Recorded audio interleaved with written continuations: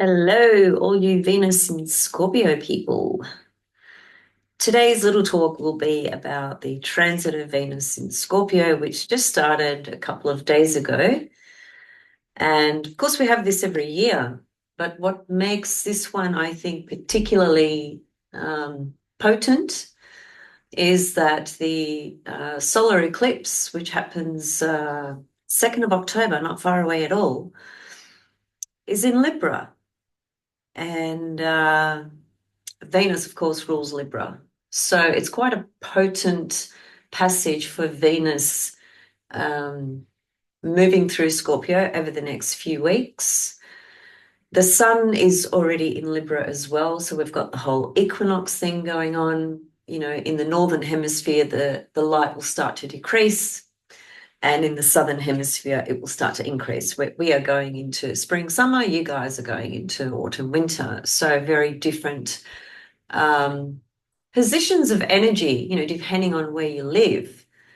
But either way, Venus in Scorpio is Venus in Scorpio. She takes us through the deepest emotional landscape, the deepest feeling landscape of our soul and of what we actually love. Hi, Coco. So Venus is the goddess of love, right?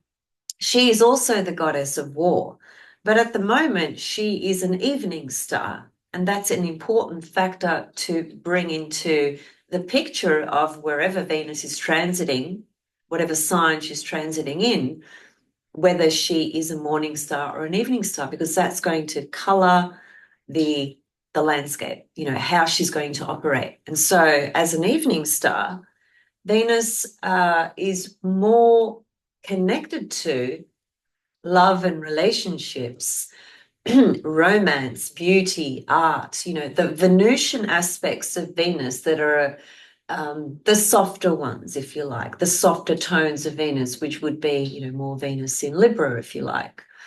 So Venus as an evening star in Scorpio is really seeking love and relationship or relationships, or to explore the things that she loves from a much deeper landscape, a deeper level of feelings. Venus in Scorpio, even if you don't have Venus in Scorpio, Venus moving through Scorpio will still activate those deeper feelings that reside within us relative to anything we love. And in Scorpio, she's in her detrimental position, right? So, you know, it depends which lens you want to look through. In Scorpio, by traditional terms, she's in her detrimental position. What does that mean exactly? It might mean a lot of different things depending on who you are and depending on the shape of your Venus in your chart, depending on whether you are a morning star or an evening star at birth, Venus morning star, Venus evening star. So there's always a lot of things to consider. It's never black and white, and it's never, you know, just one or two things. It really depends on you, the soul, and your whole birth chart as well. But in, you know, in Scorpio, which is her detrimental position, the other detrimental position is when she's in Aries.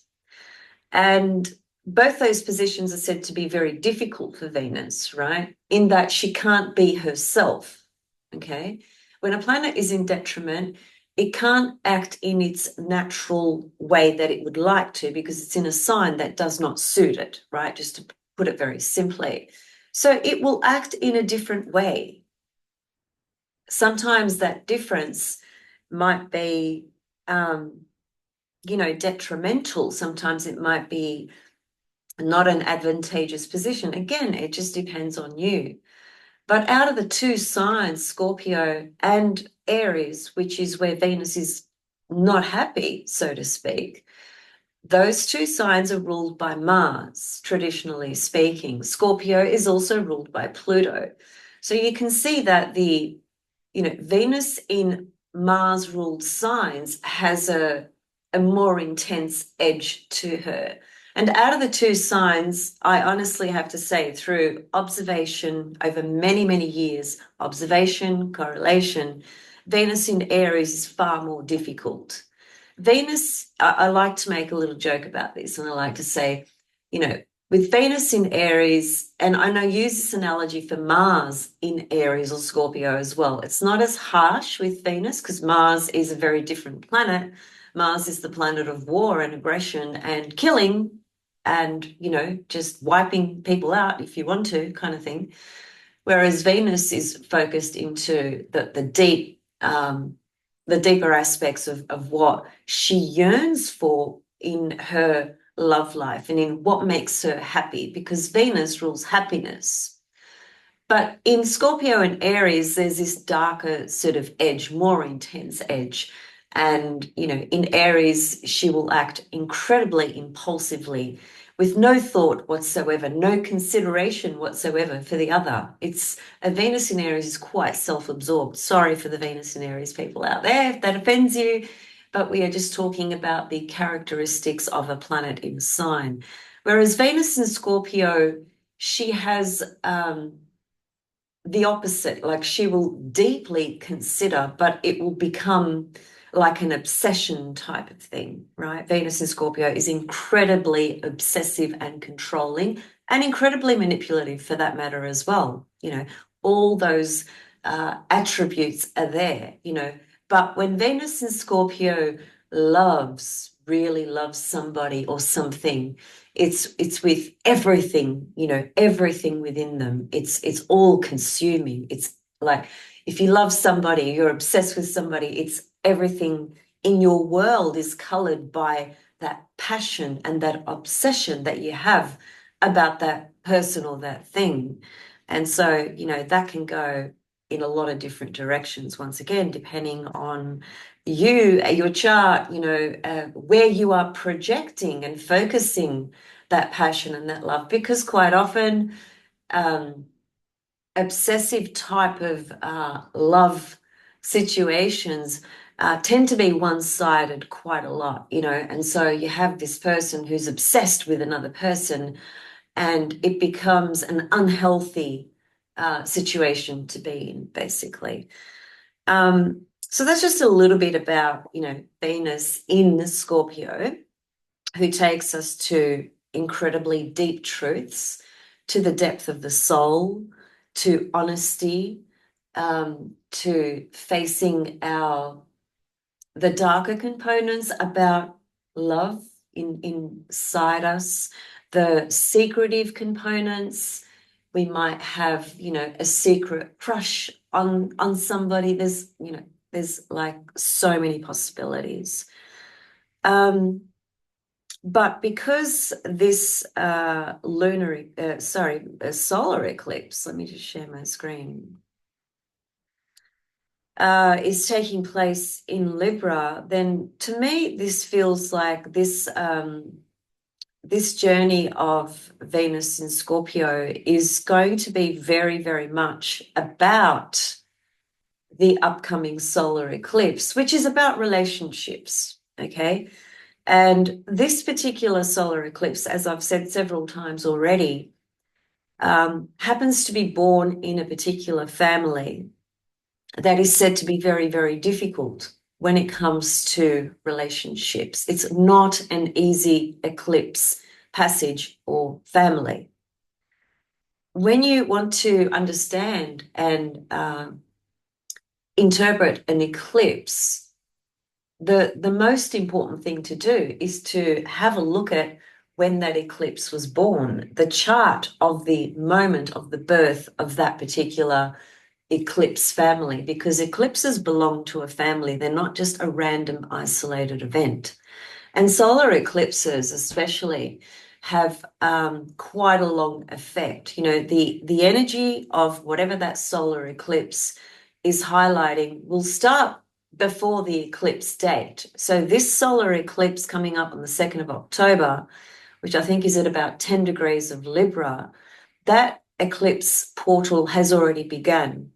And I've observed it and noticed it in certain individuals' lives, and it absolutely has.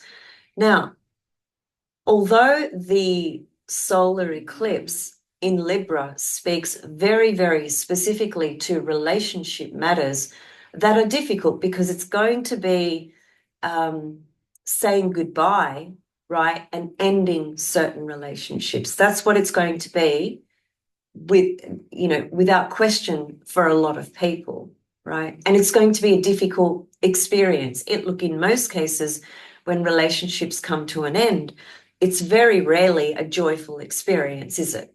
It's always heartbreaking. It's a sense of loss. It's a sense of pain, all the difficult things. But I was reminded, very recently of just a very simple thought, and that is that we get so swept up and so caught up in this idea that we always need to be happy, which is Libra. And that can be the fake side of Libra, just pretending that everything is okay, pretending that you're happy, putting on that smile and so on and so forth. But the thing that I love about Scorpio, I've got a Venus star point in Scorpio, so I really relate to Venus in Scorpio, even though my own natal Venus, she's in Pisces, she's not in Scorpio, but my Venus star point is in Scorpio. And so I've got a Venus-Pluto aspect as well.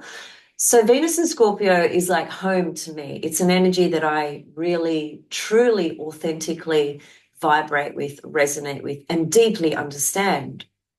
So when I think about Venus in Scorpio, even though she's in her detriment and she can bring up some really ugly things, some really obsessive, neurotic, unbalanced, unhealthy type of behaviors, which I've seen through the years in many situations in my life with partners I've attracted, even just with friends that I've attracted, they become really obsessive and so on and so forth. So I've seen it, I've seen a lot of it, right?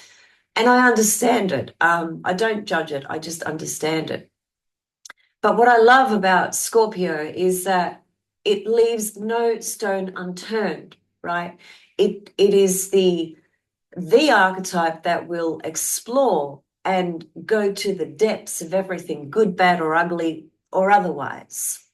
And I think it's always a really important aspect of our beingness, of our feelings, of our emotionality, of our humanness, to recognize that you cannot be fucking happy every single moment of the day. And when hurtful things happen in life, they are something that stays within us. It's an imprint.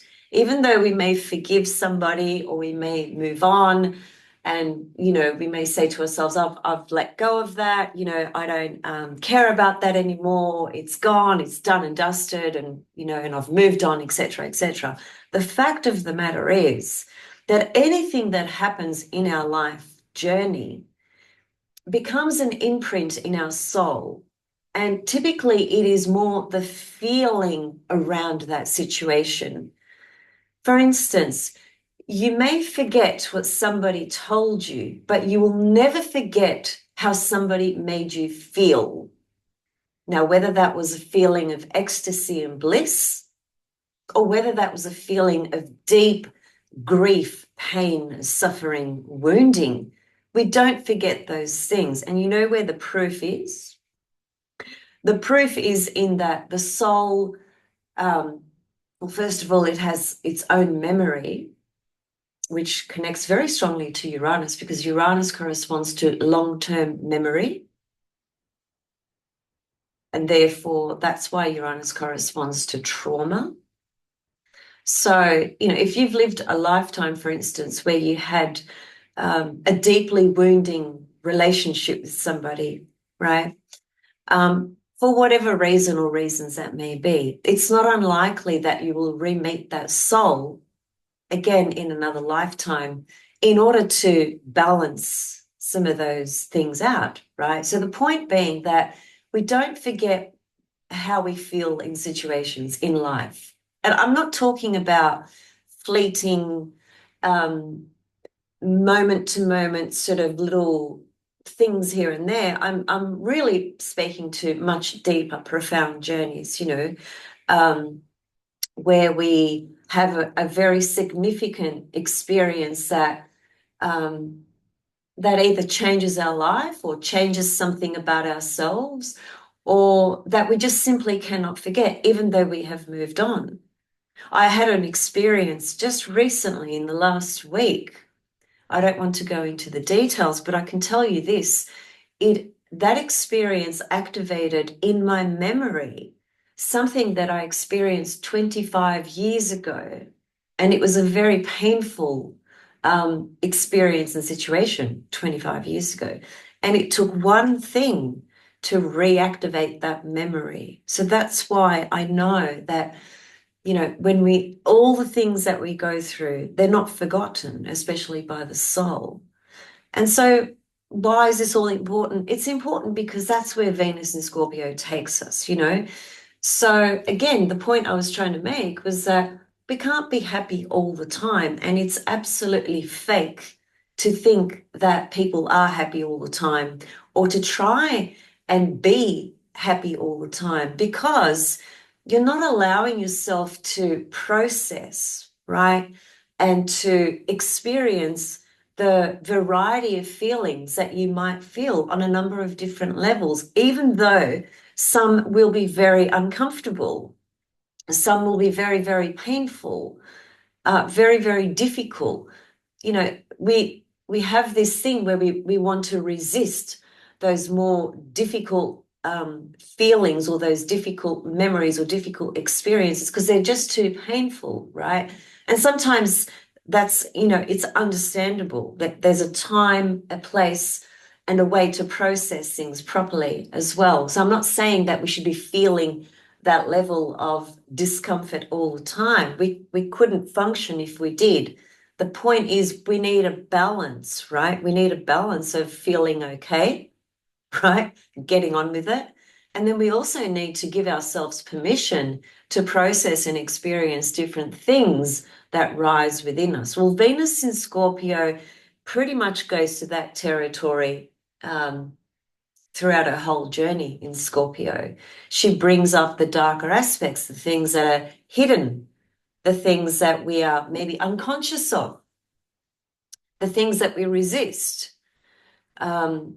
She will activate deeper processes and deeper feelings in our experience of all Venusian things. And typically, Venus corresponds to anything that we love or anyone that we love. So this journey for the next few weeks is really powerful for her because she will get to the bottom of very specific things that she has. When I say she, I mean you, I mean me, I mean all of us. Especially this year, right, where we had, and I've mentioned this before, we had a Venus-Pluto-Mars conjunction, right, in Aquarius. First time we've ever seen that triple conjunction.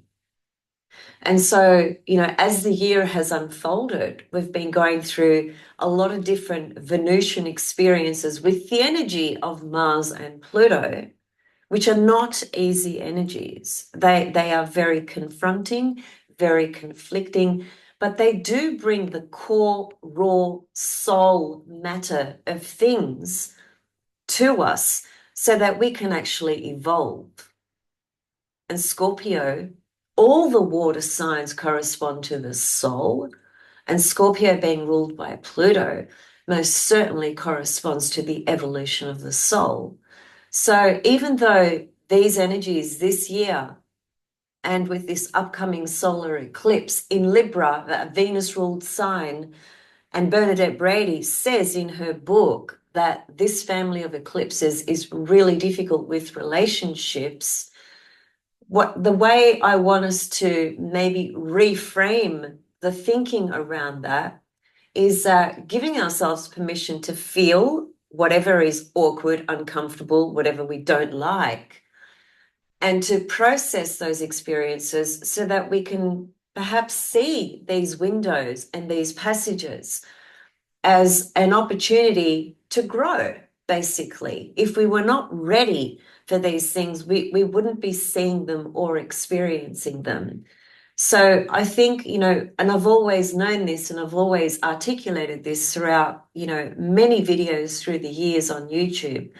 When difficult situations arise, when a crisis arises, when really uncomfortable experiences show up, they are the most powerful opportunity for us to grow, to really grow in the face of adversity, right? In the face of really difficult things that we normally would resist or deny or block through eating, block through drinking, block through taking drugs, block through escaping in other ways, whatever it may be. And that's not a judgment, because millions and millions and millions of people deny, suppress, and hide what they are really feeling. And what I'm saying is that with Venus in Scorpio, it's a passage and an opportunity to be really fucking raw and truthful with what you are feeling and what is calling you to transform in this window, because Venus in Scorpio is about transforming and letting go of, let's say, old patterns, old behaviors, just things in how you deal with love, how you approach love, how you love yourself, how honest you are in your relationships. It can go the other way, because Venus in Scorpio can be, one of the most manipulative placements, right? Like full-on manipulation. So it depends on the individual, but is the option or opportunity there for us to face these darker, deeper aspects, unresolved feelings or past experiences or mode of operation or patterns of behavior that we may want to, clear and transform and purge and release and realize that we've outgrown them and that it's time to start a new way in our love life and things like that? It's absolutely possible. That potential is absolutely there. But it is going to come at a cost of leaving something behind, because, the solar eclipse is happening with the South Node.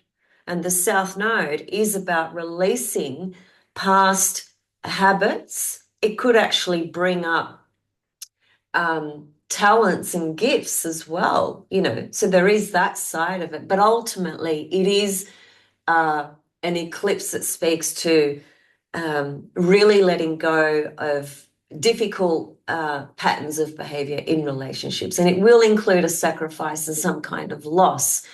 But, the loss and the sacrifice, the flip side to that coin is that you are really, truly, authentically, with consciousness and with awareness and with objectivity and with your own choice making, let's say, in some cases it will be, it might feel for people that it's out of my control. It's just like the other person leaves, for example. It might be that.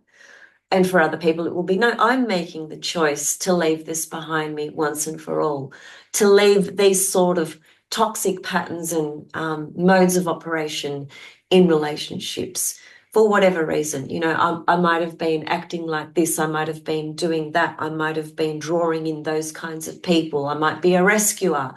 I might be trying to, help people change their patterns. But really, the most important thing for us is to look at ourselves. Libra is the mirror. And the Italians do this, don't they?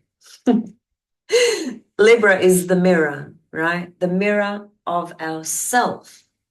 And Venus in Scorpio is going to penetrate beyond the surface level of the mirror and take us into that deep landscape of the things that we normally don't like to look at.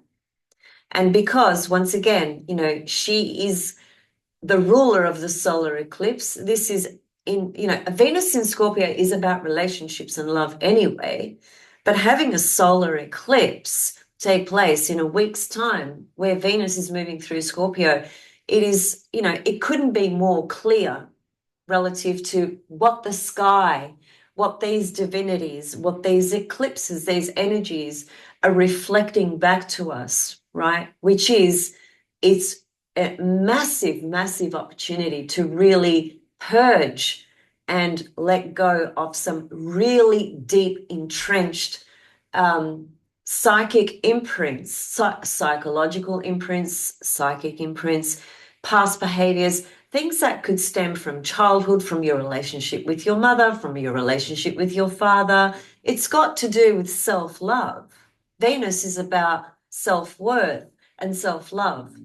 And once again, you know, I did a class on Ceres just last week, which is so important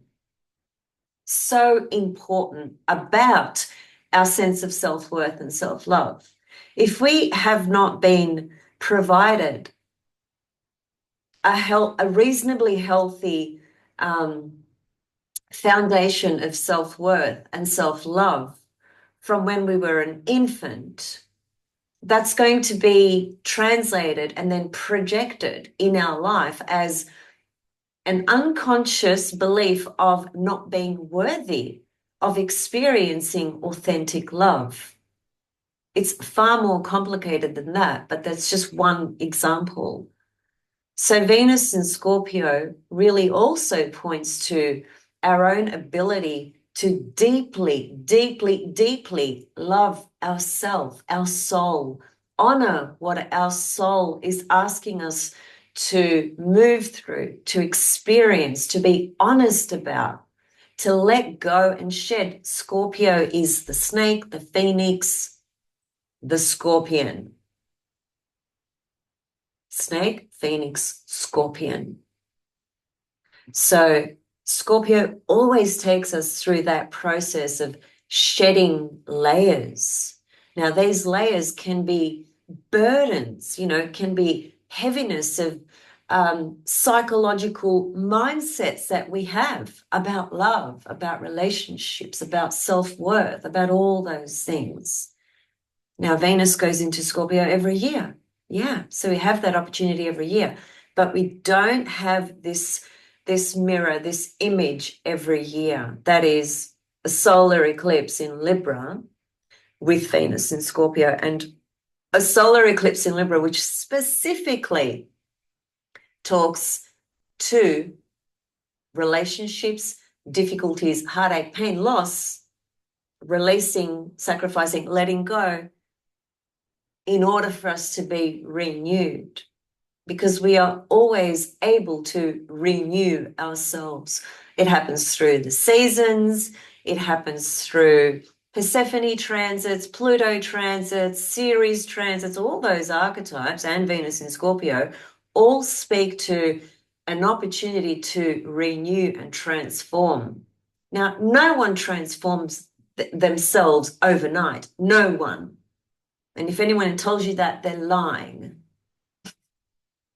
We transform and purge and evolve through different passages and different processes. There is a timing in everything for all of us. There's a soul timing, actually. The soul timing is the most significant because the soul is the driver. Imagine stepping into a train, you know, the person in the front driving the train is in control of that whole train, right? Whether it's going to move, whether it's going to stop, what speed it's going to go at, how slow, you know, so on and so forth. That's us. That's us driving our soul, our soul's path. Most of the time we are unconscious to those desires that the soul has, because the soul's desires are not defined by good, bad, right, wrong. They are merely defined by you, by your soul's intention and intentions every single life. So Venus in Scorpio is a very rich, powerful, can be painful journey in processing these sorts of themes in our life, and especially because of the solar eclipse. The other thing that I want to just quickly touch on as well is that when Venus gets to very late Scorpio, towards the end of her journey in Scorpio. The end, I think, is on the 17th of October. That's when she moves out of Scorpio into Sagittarius. Before she does that, though, she will form an opposition to transiting Uranus in Taurus, right? And of course, Venus rules Taurus. Okay, so there will be a one-way reception going on there. The thing that I really noticed about that today is that I had a look at Venus's position next year when she will be in Scorpio. And see, you can see that Uranus is close to the end of Taurus, right? Which means that soon enough we're going to have Uranus in Gemini, which is going to be an absolute trip, and I can't wait to talk about that. It's going to be amazing in a lot of ways, and yeah, well, I'll leave that for another time. But the point is this, that Uranus will step into Gemini next year, but then it will go retrograde.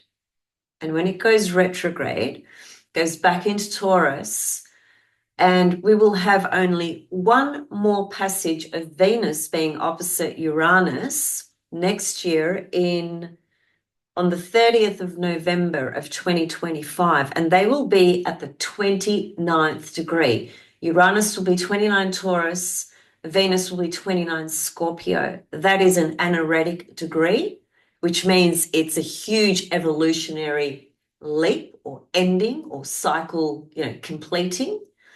And it's the last time we're going to see Uranus, in our lifetime at least, Uranus in Taurus, because the next time Uranus is in Taurus will be in 84 years. Now, some people born now who, live post 84 will possibly experience, Uranus opposite Venus again. But most of us will not. We'll only see this passage one more time next year.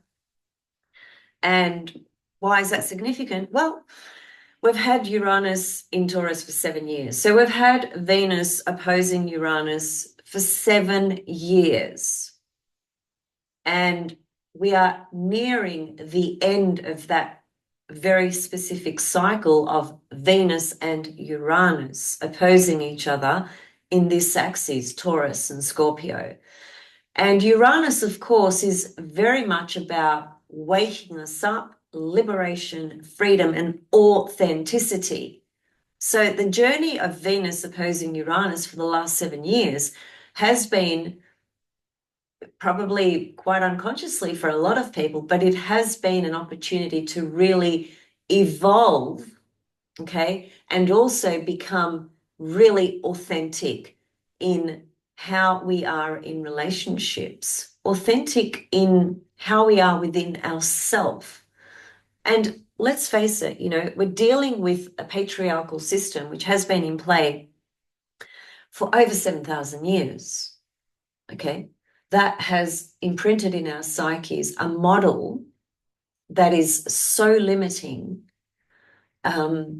so restricting.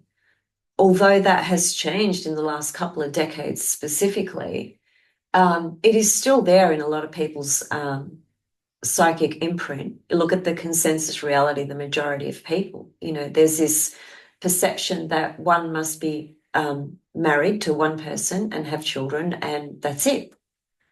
I mean, a lot of people are so brainwashed by that perspective, by that model, that they think that's the norm, right? That's the way everybody should be. No freaking wonder so many divorces and so many relationships don't work. Now, I'm not saying that relationships cannot work in that fashion. For some people, it works. Some people really kind of seek that type of life. And it is usually water and earth signs that seek that kind of security, because that's what it is. It's about security. The fire and air signs, they are much more about freedom. So all these, matters come into it as well. But anyway, the point being that this opposition that Venus will reach, in the next couple of weeks to Uranus is a window, again, of an opportunity of becoming much more authentic in who you are in yourself and who you are in relationships. You know, stop pretending to be somebody you're not. Stop, trying to make a relationship something that it's not. Be real, basically. Be authentic. I think I mean, I'll be honest, it's not an easy passage to just embrace because of what I said, because of the heavy mainstream consensus patriarchal conditioning. We all have conditioning, by the way, myself, you, everybody. They're just different types of conditioning patterns for each of us, right? Depends on the soul's journey. But we all have conditioning layers. So every time Uranus is in the picture, it is always an opportunity to break those conditioning patterns, and find a greater sense of being authentic, the ability to be authentic. And that can mean, it's difficult because it's not the norm, it's not the consensus, okay? So you end up being a minority. And a lot of people don't like to be in the minority because they don't feel then that they have,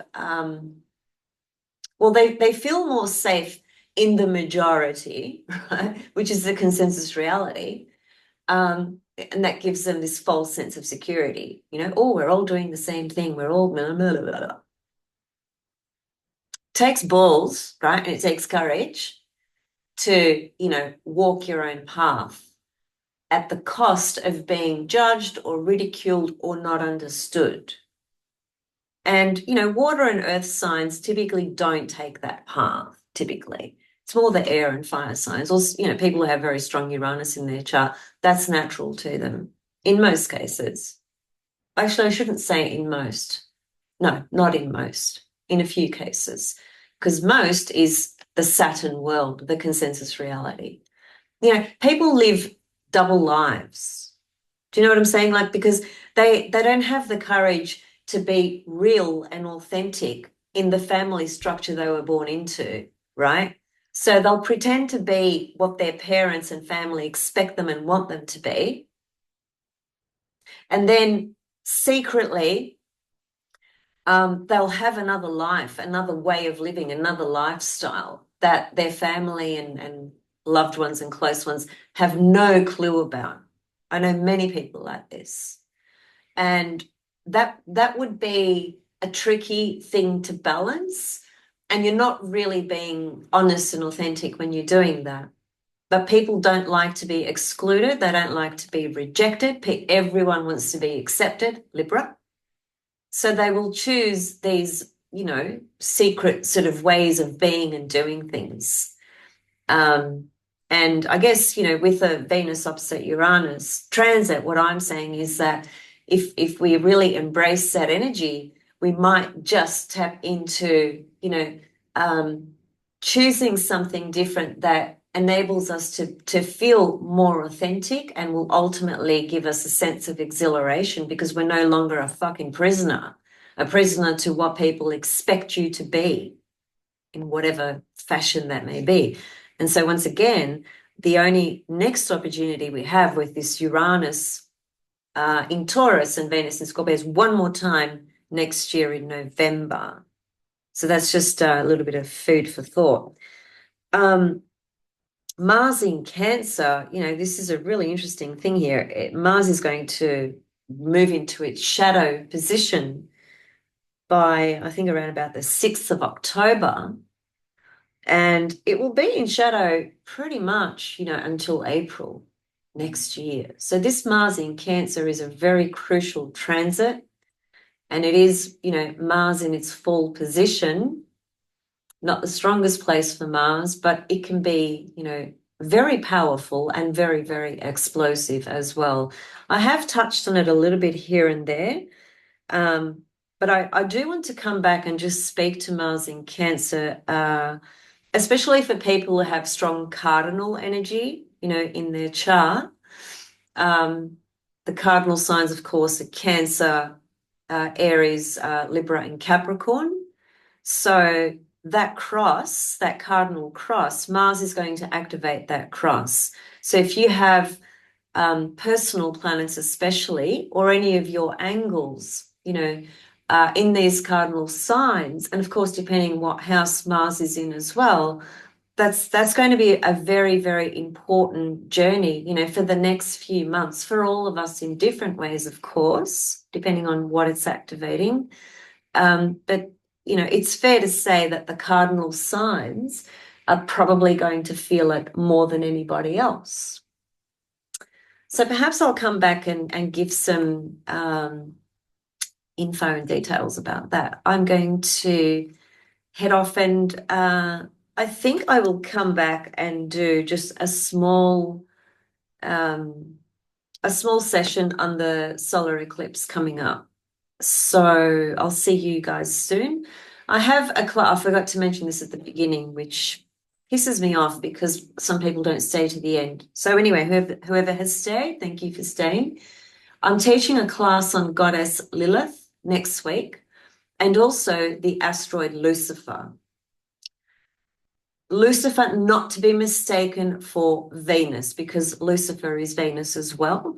That's a whole different story.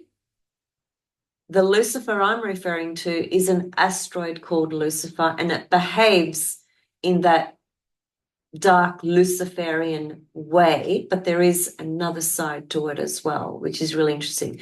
So if you are interested in these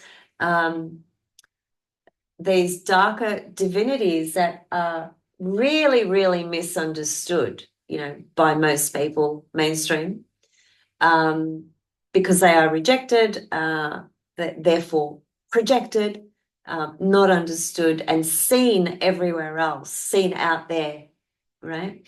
If you want to really dive deeply, with Lilith, there's 4 different Liliths, positions of Lilith, and her story, which dates back, Lilith is one of the oldest divinities, feminine divine divinities, way back from Babylonian, Mesopotamian times. She's a really ancient deity. And, aspects of her have been morphed into different perspectives, over timelines. She's also very profound in Jewish mysticism and teachings as well. And she was the first wife of Adam.